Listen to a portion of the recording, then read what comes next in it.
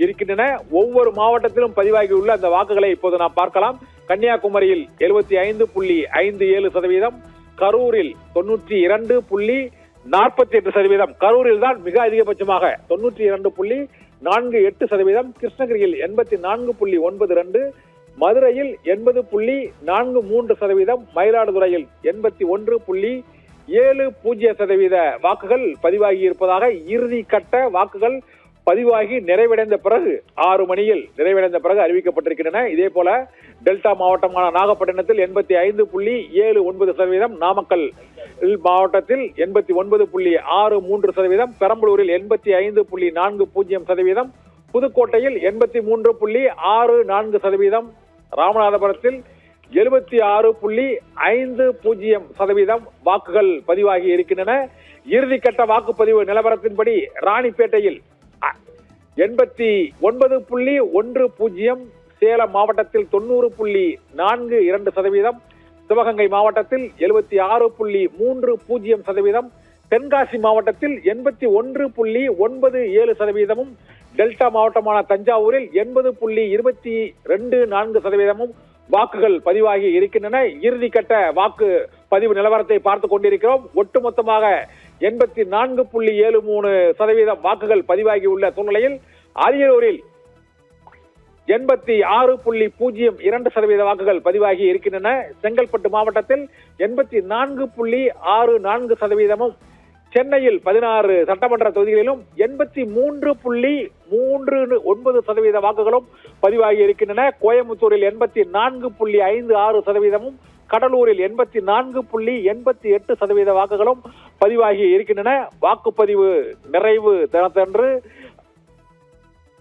தர்மபுரியில் 90.02%, திண்டுக்கல்லில் 88.53%, ஈரோட்டில் 89.97% வாக்குகளும் பதிவாகியுள்ளன. கள்ளக்குறிச்சியில் 87.64%, காஞ்சிபுரத்தில் 87.08% வாக்குகளும் பதிவாகி இருக்கின்றன. தமிழ்நாட்டில் இந்த முறை முன்னெப்போதும் இல்லாத அளவுக்கு 4,54,00,000க்கும் மேற்பட்ட வாக்காளர்கள் வாக்களித்திருப்பதாக தேர்தல் ஆணையம் அறிவித்திருக்கிறது. 84.73% ஒட்டுமொத்த வாக்கு பதிவாகி இருக்கிறது.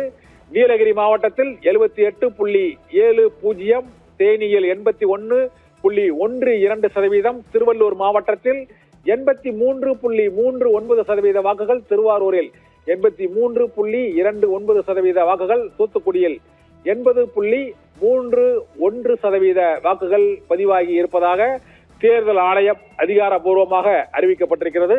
வாக்குப்பதிவு நிறைவு அடைந்த பின்னர் முழுமையாக தமிழ்நாட்டில் பதிவாகியுள்ள வாக்குகள் முன்னெப்போதும் இல்லாத அளவுக்கு மிக அதிகபட்சமாக 84.73% பதிவாகியுள்ள இந்த வாக்குகள் பதிவாகி இருக்கின்றன.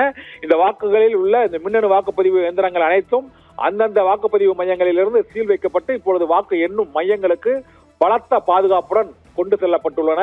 பலத்த பாதுகாப்புடன் அங்குள்ள 62 மின்னணு வாக்குப்பதிவு மையங்களிலும் உள்ள அந்த ஸ்ட்ராங் ரூமில் இந்த மின்னணு வாக்குப்பதிவு இயந்திரங்கள் அடுத்த 10 நாட்களும் பாதுகாக்கப்படும்.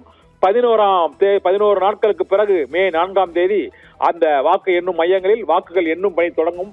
அப்போது இந்த வாக்கு எண்ணும் மையங்களில் எந்த கட்சியினர் எவ்வளவு வாக்கு பெற்றிருக்கிறார்கள் மற்றும் இந்த வாக்கு சதவீதத்தின் முழு நிலவரமும் தெரிய வரும். வாக்கு எண்ணிக்கை தொடங்கும் நாள் வரை இவை அனைத்தும் 29ஆம் தேதி மேற்கு வங்க மாநிலத்தில் 2ஆம் கட்ட வாக்குப்பதிவு நிறைவடைந்த பிறகு இந்த வாக்கு எண்ணும் மையங்களில் இருந்து வாக்குப்பட்டிகள் வாக்குகள் எண்ணப்பட்டு முடிவுகள் அறிவிக்கப்படும். இப்போது இறுதி கட்டமாக 84.73% வாக்குகள் பதிவாகி இருக்கின்றன. திருச்சியில் 85.35%, திருநெல்வேலியில் 77.69%, திருப்பத்தூரில் 88.31%, திருப்பூரில் 88.38%, திருவண்ணாமலையில் 88.45% வாக்குகள் பதிவாகி இருக்கின்றன. இதை தொடர்ந்து இந்த 38 மாவட்டங்களிலும் நிறைவாக பதிவாகியுள்ள வாக்குகள் வெளியாகி இருக்கின்றன.